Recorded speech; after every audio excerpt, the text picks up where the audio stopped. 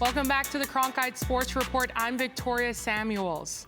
The Arizona Cardinals fell to 2-4 after a loss to the Seattle Seahawks, and the offense struggled as Kyler Murray threw for 222 yards with no touchdowns and an interception.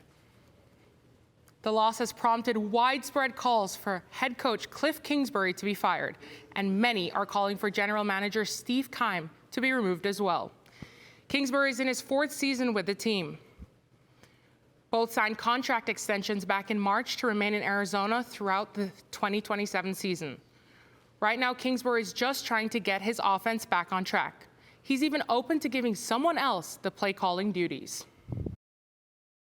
I'm open to anything that helps us win and score more points. So we're going to see where everything goes. But, yeah, whatever it takes to win, I'm all for it. It's just trying too hard, thinking too much. That happens at times. And we have too talented a group to kind of let that seep in, if you will. So at some point we got to start clicking and just making the routine plays.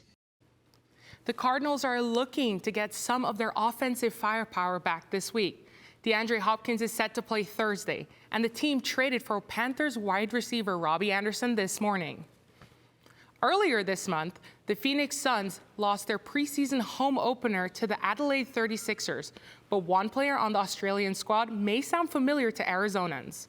Cronkite News reporter Liam Archer has more on Craig Randall II, who is playing his first professional game in the Valley. Former Shadow Mountain standout Craig Randall II made his return to Phoenix when the Adelaide 36ers faced the Phoenix Suns on October 2nd.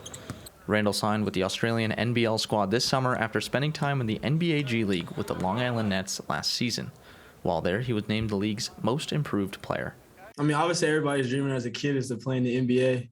But, I mean, as you grow up and as you start to see just the game, the league over here is, like I've said before, the NBA and then for me here. So, like, the NBL it's a tough league, competitive league. It's produced great players. It's going to continue to produce great players. The preseason game against the Suns marked Randall's first time playing professional ball in Phoenix. Coming back and playing anywhere in the States is just an extra motivation because everybody gets to see me play. But, I mean, I kind of treat every game the same wherever I'm at. The ball got to go in the hoop regardless. So that's just how I think about it. But like I said, I'm excited. Probably brings some butterflies for him and another excitement level being on this floor in this building and being able to play a game here is definitely special for him.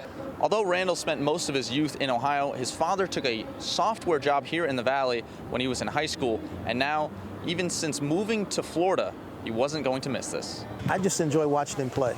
You know, it's something that he's, always done. It's about support, and that's really why I'm here, just to be support. As far as expectations go, Coach Bruton knew that Randall would have extra motivation to put on a show. He wants to have a chance to play in this league, and I know he wants to be great, and we want to be successful here as well. He's a firecracker in saying that he can be explosive. We've seen that in the G League. There's times where he can put a number of points on the board. Randall and the 36ers made a tremendous statement against the Phoenix Suns, winning 134-124. The leading scorer, Craig Randall II, with 35 points. In Phoenix, Liam Archer, Cronkite News. The 36ers are 2 games into their season, and Randall is averaging 23 points per game. The Phoenix Rising season came to a close on Saturday. The Rising needed to finish in the top 7 to make the USL playoffs, but finished in 10th place, 4 points out of a post-birth season.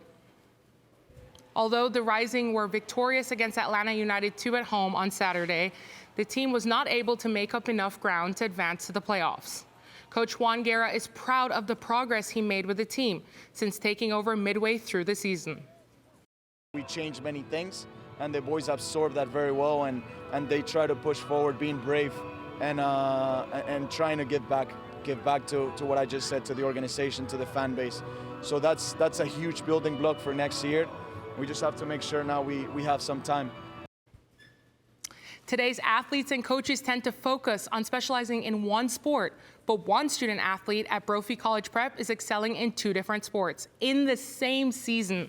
Cronkite News reporter Michael Donahue has more on the 2-sport athlete. Charlie Palmer started his passion for golf at a young age. I would always go out with my dad and my grandpa, and he would teach me like the basic fundamentals of golf.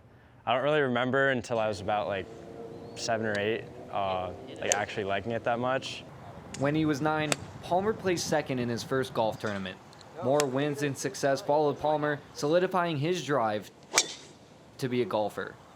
Once I was like 10, 11, 12, like winning a bunch of tournaments, it was extremely like fun and exhilarating, like being against a field of other kids doing the same thing as you. Besides the golf course, Palmer could be found spending his free time here at the Edward A. Reese SJ Aquatic Center, where he competed on the Brophy swim team for 3 years during the same season as golf. Palmer said both his coaches supported him playing 2 sports at the same time. Felt like both coaches were really open to it, and they kind of made way for me to do what I needed to, and I felt like I was a contributing member of both teams. With more golf tournaments scheduled and an application to Princeton pending, Palmer decided to focus on golf for his senior season, a decision that Brophy golf coach John Shores knew was coming. In the back of my mind, I knew that trying to balance both was going to be a big challenge.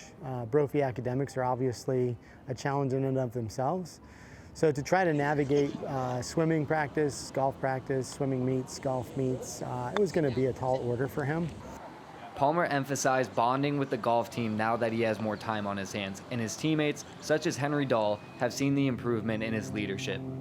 I was on the team when I was a freshman. He was a sophomore, so to see him kind of grow as a leader and step up now that he's a senior and kind of guide the younger classmen it's been a fun thing to see. While Palmer won't be hopping into the pool this fall, he said that swimming improved his golf game and made him realize his true passion. In Phoenix, Michael Donahue, Cronkite News. Palmer has verbally committed to Princeton University, where he plans to play golf next fall. That's it for today's Cronkite Sports Report. Back to you, Atria.